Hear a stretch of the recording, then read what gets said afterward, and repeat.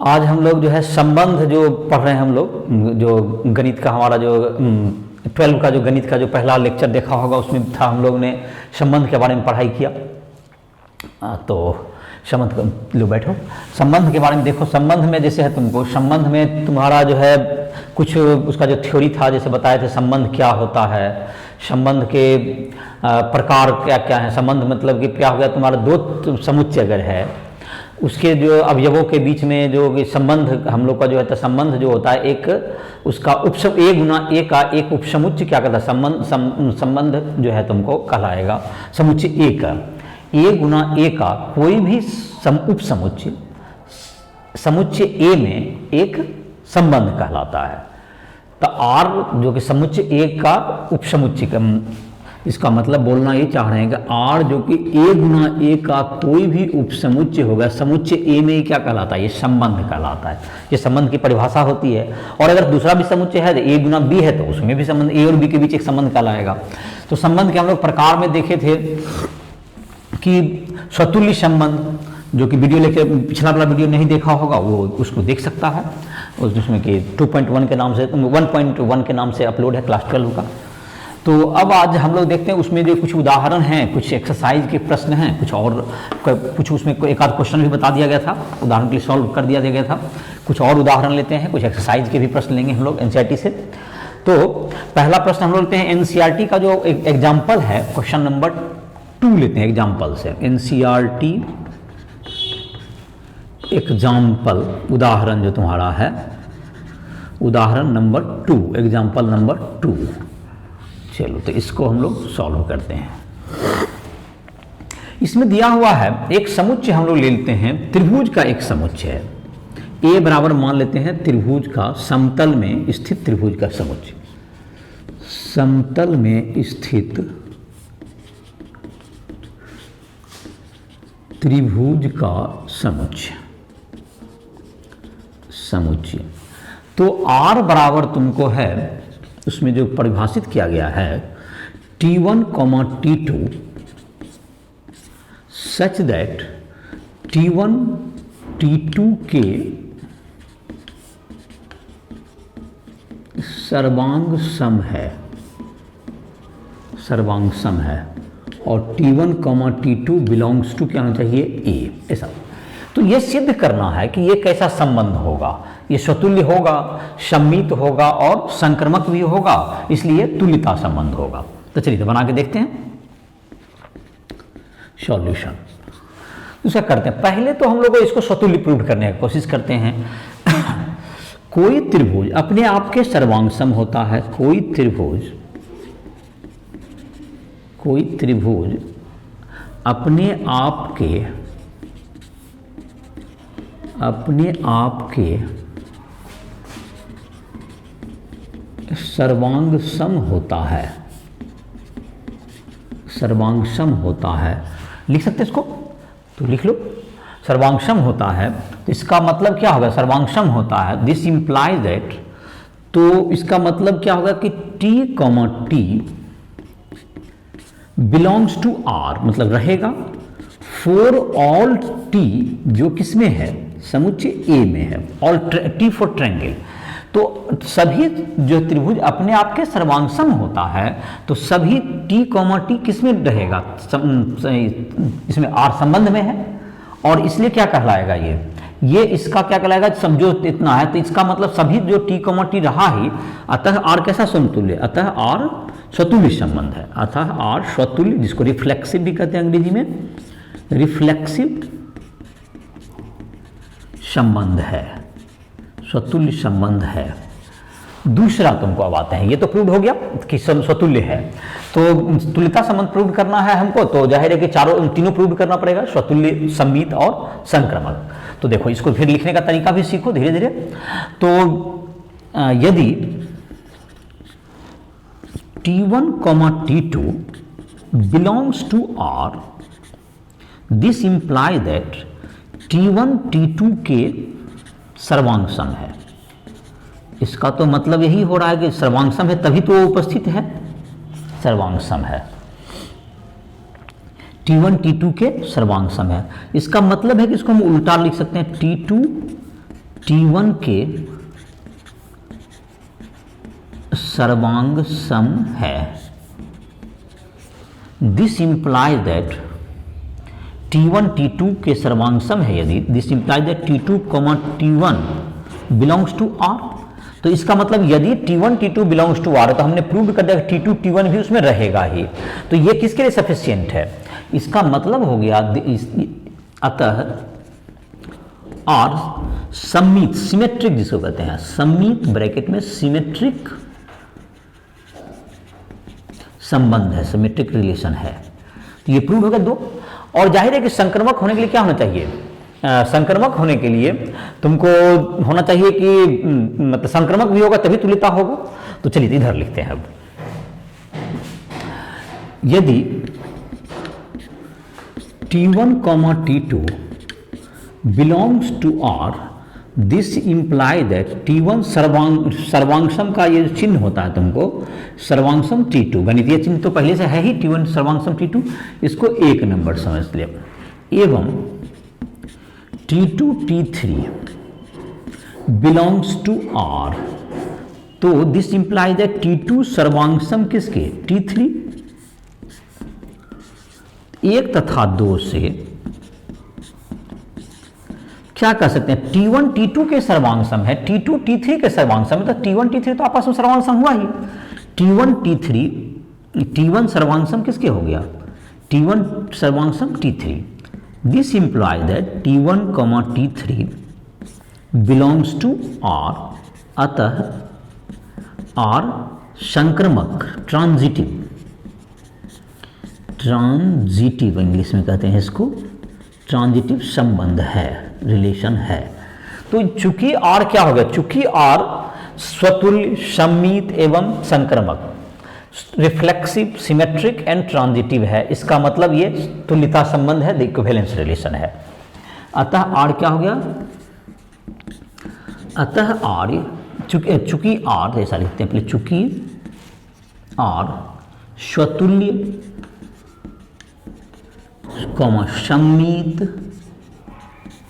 एवं संक्रामक तीनों है, अतः R तुल्यता संबंध है, अतः R तुल्यता संबंध है। तो सिद्ध हो गया तुम्हारा। ये उदाहरण का क्वेश्चन था, एक उदाहरण का मैंने एक बता दिया, कोई पिछले लेक्चर में भी एक बताया गया था क्वेश्चन तुमको जो कि दिए थे। अब एक्सरसाइज का कुछ क्वेश्चन देखते हैं। चलो इसको नोट कर लो, इसको वीडियो को पॉज करके भी रोक सकते हो, इसको लिख सकते हो। तो अब अगला है तुमको एक्सरसाइज का एक आध क्वेश्चन देखते हैं।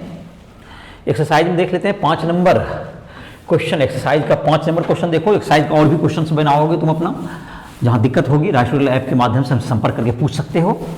तो अभी जो है 2-3 क्वेश्चन बता दे रहे हैं एक्सरसाइज का।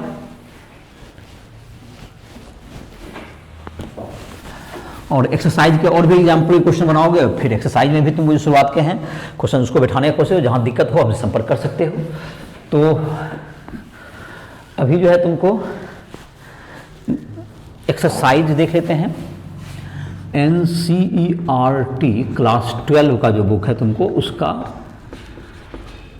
एक्सरसाइज 1.1 का 5वां नंबर क्वेश्चन देखते हैं। एक्सरसाइज 1-1 का 5वां नंबर। तो वास्तविक संख्या के समुच्चय में सिद्ध करना है R A, B such that A less than equal to B cube, A less than equal to B cube, A, B belongs to R। ये वास्तविक संख्या। तो इस संबंध के बारे में पूछा जा रहा है कि यह किस तरह का संबंध होगा। ये संबंध संक्रामक है, स्वतुल्य है या सम्मित है, आप इसको जांच करें। तो अगर सम्मित है तो आप बताएं सम्मित है, नहीं है तो बोले नहीं है। इस तरह का जांच करके आप बताएं किस तरह का संबंध है ये। तो चलिए इसका हल करते हैं, देखते हैं, सॉल्यूशन करते हैं इसका। तो पहले देखते हैं स्वतुल्य के लिए बात करते हैं। तो कोई भी जैसे कि किसी का भी घन उससे छोटा होना चाहिए, ऐसा कह रहा है। 2,2 क्या होगा इसका, तो हाँ 2,2 तो हो जाएगा 2 लेस देन इक्वल टू 2 का क्यूब, ये तो सही है। तो ऐसा कोई क्या हम लोग को वास्तविक संख्या के समुच्चय में कोई ऐसा संख्या बता सकते हैं जिसमें कि जो कि अपने घन से क्या हो, बड़ा हो। तो ऐसा संख्या अगर हम खोज देंगे तो वो तो वहां पर तुल्य नहीं हो पाएगा, क्योंकि स्वतुल्य होने के लिए सबों के लिए सही होना जरूरी है। अगर 2,2 हो रहा है तो ठीक है, लेकिन ये सफिशिएंट नहीं है स्वतुल्य होने के लिए। अगर कोई भी एक फेल कर जाएगा तो स्वतुल्य नहीं होगा।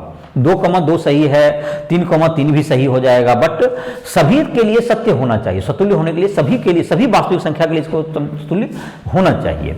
तो या तो गणितीय रूप से अगर स्वतुल्य होगा तो प्रूव करके, या कोई एक उदाहरण दीजिए जो कि इसके विपरीत आ जाए तो आप उसको कह सकते हैं स्वतुल्य नहीं है। एक भी उदाहरण काफी होगा। तो जहां तक कि पता है, कोई अगर वास्तविक संख्या जो कि हम लोग 0 से 1 के बीच में अगर लें तो उसका घन वह, जैसे कि 1/2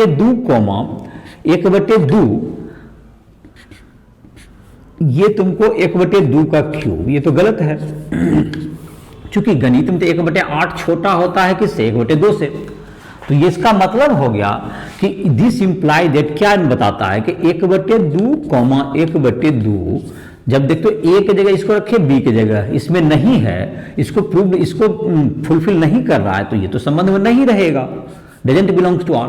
अतः आर क्या है, अतः आर स्वतुल्य संबंध नहीं है। तो ये तुम्हारा वास्तविक संख्या था, रियल नंबर। अतः आर क्या है, अतः आर क्या हो गया, स्वतुल्य संबंध नहीं है। यहाँ निष्कर्ष तो एक में निकल गया, अतः आर स्वतुल्य संबंध नहीं है,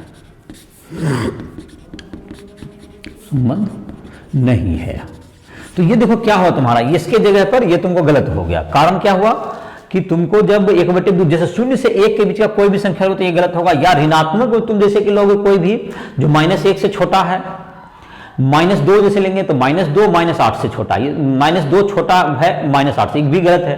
-2 बड़ा होता है -8 से, ऋणात्मक लोगे तो भी ये गलत हो जाएगा। ऋणात्मक -1 से छोटा, लेकिन ऋणात्मक अगर -1 से 0 के बीच लेंगे तो वहां सही हो जाएगा। मतलब ये जो तुम्हारा है -1 से 0 तक सही है, फिर 1 से बड़ा के लिए सही है, बाकी जगह पे क्या है, ये बहुत सारी जगह पे ये रॉन्ग है।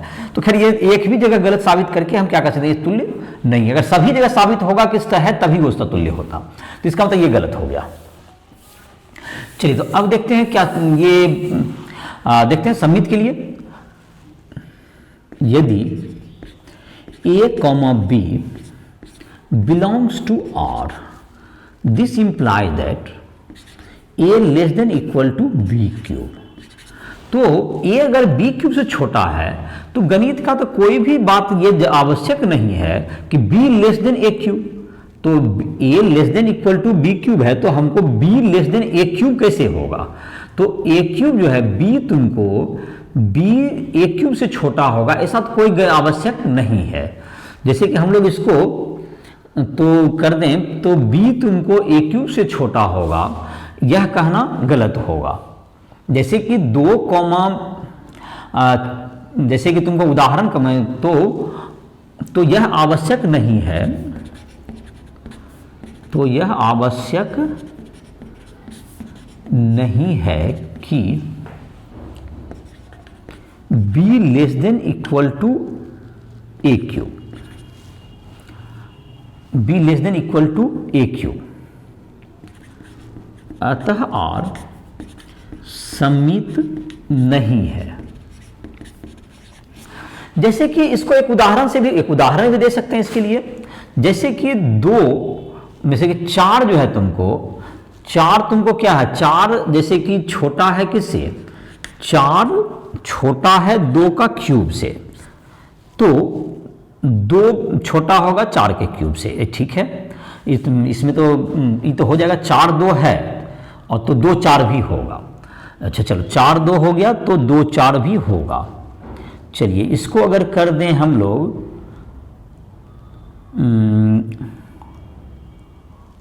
जैसे कि 4 2 हो गया और 2 4,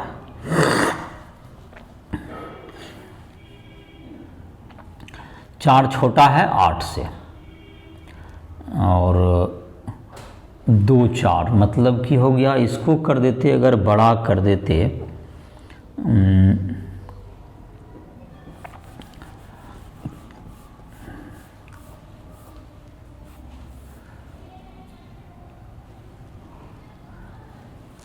2 10 होगा, 2,10 होगा, 2,10 बिलोंग्स टू आर बिकॉज क्या है, 2 लेस देन है इक्वल टू 10 का क्यूब है, इससे छोटा है, 2 1000 से छोटा होता है। लेकिन क्या कर सकते हैं उदाहरण में, लेकिन 10 छोटा नहीं है 2 का क्यूब से, इसका मतलब कि 10,2 डजंट बिलोंग्स टू आर, इसमें नहीं हुआ, अतः आर सम्मित नहीं है, अतः आर सम्मित नहीं है। तो एक उदाहरण गलत कर सकते हो, ये उदाहरण भी दे सकते हो या ये भी लिख सकते हो। देखो जैसे यहां क्या कर दिए, एक उदाहरण खोज के निकाले, 2,10 तो होगा, क्योंकि 2 लेस देन क्या होगा 1000 से 2 10 का क्यूब से छोटा है, लेकिन 10,2 नहीं होगा, क्योंकि 10,2 क्या होगा, 10 तो 8 से छोटा नहीं हो, 10 छोटा 8 से नहीं होता, ये तो गलत हो गया। इसका मतलब है कि इस उदाहरण से क्या साबित हुआ कि ये क्या नहीं सम्मित नहीं है। तो गलत करने के लिए सम्मित नहीं है, तो एक उदाहरण से भी हम इसको क्या कर सकते हैं, गलत कर सकते हैं। और सही करने के लिए क्या करना पड़ेगा हमको, जब सही करना होता है तो उसको एक प्रूव करके दिखाना होता है, हर किसी के लिए सही होना पड़ता है। चलो अब संक्रमक के लिए देखते हैं। अब संक्रमक के लिए आते हैं, माना a, b belongs to r, this implies that a less than equal to b cube एवं b, c belongs to r। तो क्या होगा, b less than equal to c cube, तो b less than equal to c cube. अब हमको यहां से b को हटाना है और c को लाना है, तो पहला समीकरण में a less than equal to b cube है, a less than equal to है b क्यूब और b less than equal to है c क्यूब से। तो हमको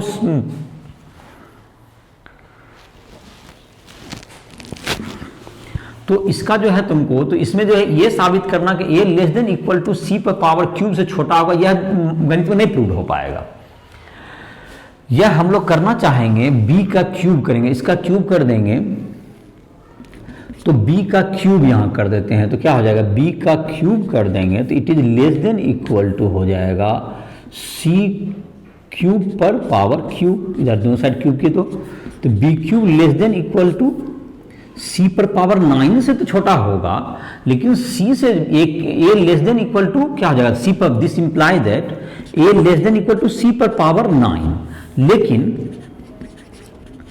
लेकिन यह आवश्यक नहीं है, यह आवश्यक नहीं है कि a less than equal to c cube, this imply that a, c आवश्यक नहीं है कि ये इसमें हो ही हमेशा, तो इसलिए R संक्रमक नहीं है, R संक्रमक संबंध नहीं है।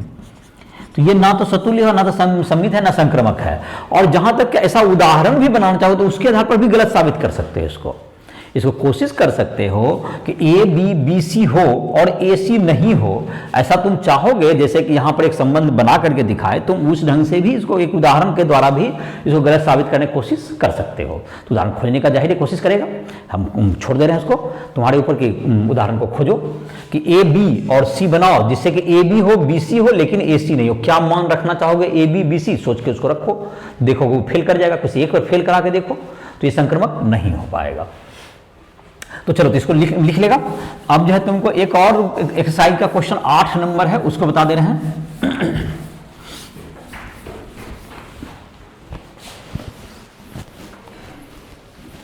संबंध में एक और क्वेश्चन बता दे रहे हैं, क्वेश्चन नंबर 8, एक्सरसाइज 1.1 का ही है, 8 नंबर क्वेश्चन। तो 8 नंबर में है तुमको एक समुच्चय है, तुमको a बराबर 1 2 3 4 5 तक है, 6 तक है, 5 तक है, चलो 1 2 3 4 5। तो r इज इक्वल टू है तुमको a, b such that modulus a minus b एक सम संख्या है, एक सम संख्या है। तो इसके बारे में बताइए कि यह जो है तुमको सिद्ध करना है कि यह तुल्यता संबंध है, यह तुल्यता संबंध होगा, यही साबित करना है सर। और एक मतलब कि दूसरा पार्ट भी है इस क्वेश्चन का। तो ठीक है, दूसरा पार्ट देखते हैं, बाद में डिस्कस करते हैं। तो तुल्यता संबंध के लिए तो क्या होगा, तो कोई भी संख्या को हम लोग अगर अपने आप में घटाते हैं, मॉडुलस a माइनस ए बराबर क्या आ जाएगा, शून्य, जो कि एक सम संख्या माना जाता है। दिस इंप्लाई दैट, जो एक सम संख्या है, जो एक सम संख्या है। दिस इंप्लाई दैट क्या, इसका मतलब निकला कि a, belongs to R for all a belongs to a। सबों के लिए सम संख्या हो ही गया, घटाओ तो रहेगा, 1 1 भी रहेगा, 2 2 भी रहेगा, 3 3 4 4 5 5 सब रहेगा। तो इसका मतलब कैसा हो गया, ये स्वतुल्य संबंध हुआ। ठीक है, अब जो तुमको दूसरा आता है, अतः बिलोंग्स टू आर, अतः आर क्या है, स्वतुल्य संबंध है। अतः आर स्वतुल्य संबंध है, अतः आर रिफ्लेक्सिव है, स्वतुल्य संबंध है, ये साबित हुआ। अब है यदि A B belongs to R है, A B belongs to R है, this imply that modulus A minus B एक सम संख्या है, तभी तो होगा ये, मॉडुलस ए माइनस बी एक सम संख्या है। तो ए माइनस बी का मॉडुलस सम संख्या है, तो a माइनस बी का मतलब तो a माइनस बी को घटाने पर अगर सम आता है तो b माइनस ए घटाने पर सम ही आएगा, चूंकि मॉडुलस का मतलब तो उसको धनात्मक कर देता है। तो इसका मतलब ही होगा कि मॉडुलस b माइनस ए भी एक सम संख्या है। मॉडुलस का मतलब ही है कि उसको धनात्मक करता है, जैसे कि 1,3 लेते हैं तो घटाने पर -2 आता है, लेकिन मॉडुलस कर 2 ही आ गया, फिर 3,1 भी सम संख्या होगा ही होगा। तो इसका मतलब अगर एक इन दोनों का घटाव सम है तो इसका घटाव सम होगा ही। This imply that b, a belongs to r, अतः r सम्मित संबंध है, अतः r सम्मित संबंध है, सम्मित संबंध है, प्रूव हो गया। अब हम लोग आते हैं तीसरा, माना a, b belongs to r, this imply that modulus a minus b एक सम संख्या है, एक सम संख्या है। चलिए इसको गणितीय रूप में लिख लीजिए। तो मॉडुलस a माइनस बी बराबर क्या हो गया, 2l, ऐसा कुछ। l जहां पर सम संख्या तो 2 गुना कुछ होगा, l बराबर पूर्णांक संख्या, l बराबर पूर्णांक संख्या कोई भी होगा। और तो मॉडुलस जब हटता है तो a बराबर प्लस माइनस, या प्लस हो जाएगा 2l या -2l, ऐसा 2 हो गया। ये समीकरण 1 मान लीजिए आप इसको। एवं b, c belongs to r, तो this imply that modulus b minus c एक सम संख्या है, सम संख्या है।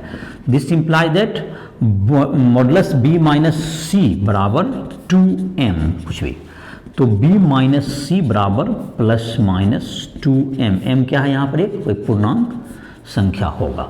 ये 1 और 2 को जोड़ दो, 1 + 2 1 + 2, तो a minus B plus B minus C बराबर ±2l ±2m, तो a माइनस सी बराबर ±2 कॉमन हो गया, पूर्णांक संख्या प्लस पूर्णांक संख्या, पूर्णांक संख्या तो 2 का गुणज हो ही गया। तो this implies that modulus a minus C एक सम संख्या है, एक सम संख्या है। तो मॉडुलस a माइनस सी एक सम संख्या है। This implies that a, c belongs to r, अतः r संक्रमक संबंध है, संक्रमक संबंध है। तो चूंकि r क्या होगा, चूंकि r स्वतुल्य, सम्मित एवं संक्रमक संबंध है, संक्रमक संबंध है, अतः r तुल्यता संबंध है, अतः r तुल्यता संबंध है, तुल्यता संबंध है। तो एक पार्ट तो ये हो गया तुमको तुल्यता संबंध। और जहां तक कि देखा जाएगा दोनों कोई संख्या किसी के साथ रिलेशन में रहेगा, कोई संख्या किससे संबंध बनाएगा, जब उसका अंतर समान हो, अंतर सम संख्या हो। तो देखो सम संख्या घटाओ सम संख्या एक सम संख्या होगा, सम घटा विषम कभी भी सम नहीं हो सकता है, और विषम घटा विषम सम होता है।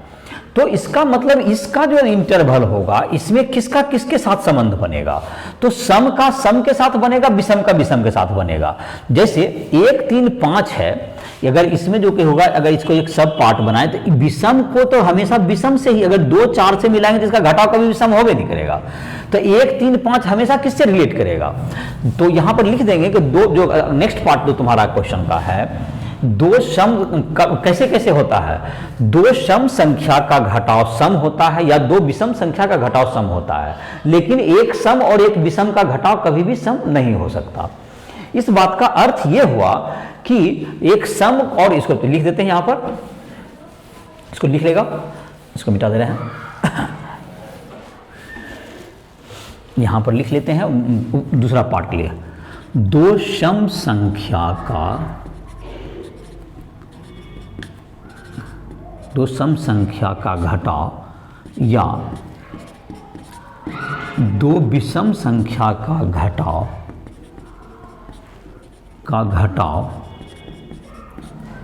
सम होता है, सम होता है। एक सम संख्या तथा विषम संख्या का घटाव हमेशा विषम होता है, हमेशा विषम होता है। इसलिए 1 3 5 आपस में तथा 2 4 आपस में संबंधित होंगे। मतलब कि सम का सम से ही होगा, विषम का विषम से ही होगा, संबंधित हैं। तो यही होगा तुम्हारा, एक पार्ट ये क्वेश्चन का था तुम्हारा, तो ये होगा तुम्हारा क्वेश्चन नंबर 8 हो गया। अब क्वेश्चन नंबर 11 एक देख लेते हैं लास्ट में तुमको, तो तुमको धीरे धीरे इस समय लिखने भी सीख जाएगा। और क्वेश्चन एक्सरसाइज 1.1 का ही एक लास्ट क्वेश्चन देख लेते हैं, तुमको एक 11 नंबर क्वेश्चन देखते हैं।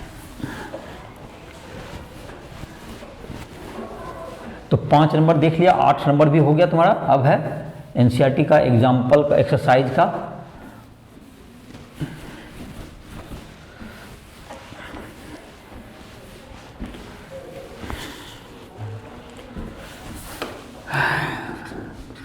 एनसीईआरटी एक्सरसाइज 1.1 क्लास 12 का क्वेश्चन नंबर 11। चलो, इसमें दिया हुआ है R बराबर P, Q such that P तथा Q की दूरी मूल बिंदु से समान है, मूल बिंदु से समान है, मूल बिंदु O से समान है, समान। तो मूल बिंदु से अगर समान है तभी ये रहेगा। तो देखते हैं ये कैसा संबंध है। तो अगर देख लेते हैं इसका जो पहला पार्ट है, तो इसको हॉल करते हैं। जैसे OP, जैसे कि O मूल बिंदु हुआ, तो कभी भी तो OP बराबर OP ही रहेगा, O मूल बिंदु है। अगर तो मूल बिंदु यहाँ है तो OP बराबर O, जहाँ क्या हो गया O बराबर मूल बिंदु। तो कोई भी P पॉइंट है तो P पॉइंट का तो दूरी बराबर ही होता है उसका। तो P, क्या रहेगा, बिलोंग्स टू R रहेगा ही कभी।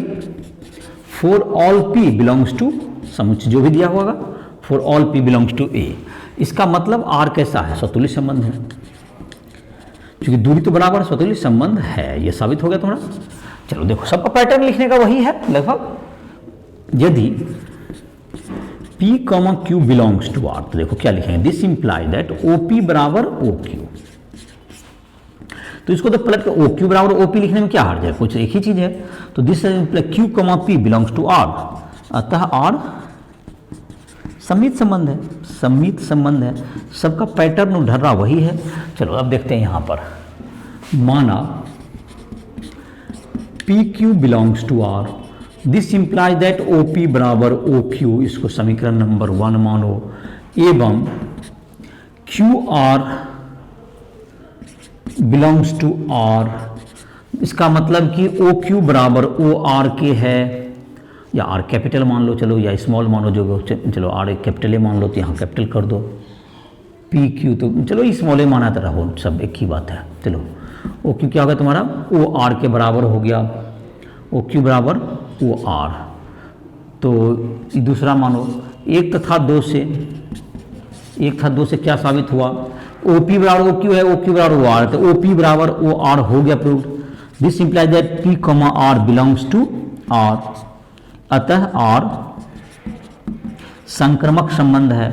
तो R संक्रमक है, तो R इसका मतलब चूंकि R स्वतुल्य, सम्मित एवं संक्रमक संबंध है, अतः R तुल्यता संबंध है, R तुल्यता संबंध है।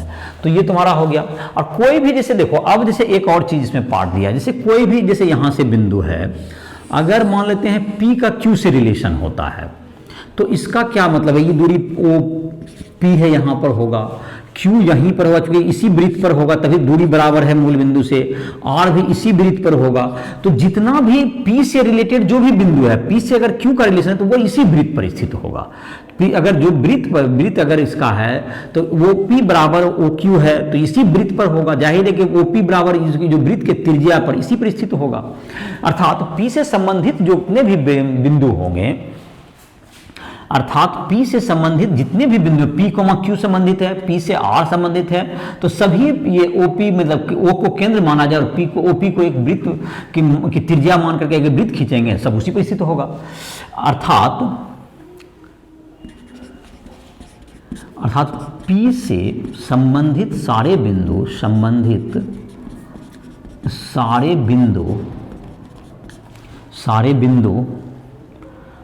P से संबंधित सारे बिंदु कहाँ होंगे, उस वृत्त पर होंगे, उस वृत्त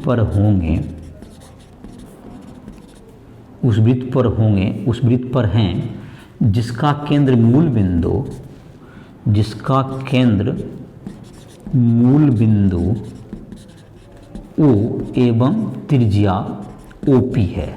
तो सारा उसी पर होगा, यही साबित करना था। देखो यहाँ पे चित्र से भी बना दोगे ठीक से, चित्र यही है, तो सेकंड पार्ट भी साबित हो गया वर्मा का। तो तुम्हारा ये था कि तुम्हारा कुछ क्वेश्चन बता दिए और तुम कुछ क्वेश्चन को लिखने के लिए सिर्फ सीख भी गया होगा। और दिक्कत है तुम हमको राइट लैब के माध्यम से प्ले स्टोर डाउनलोड करके हमसे संपर्क कर सकते हो। तो इसी साथ इस लेक्चर को समाप्त करते हैं। अब देखते हैं नेक्स्ट लेक्चर में मिलेंगे, सब फलन बताएंगे।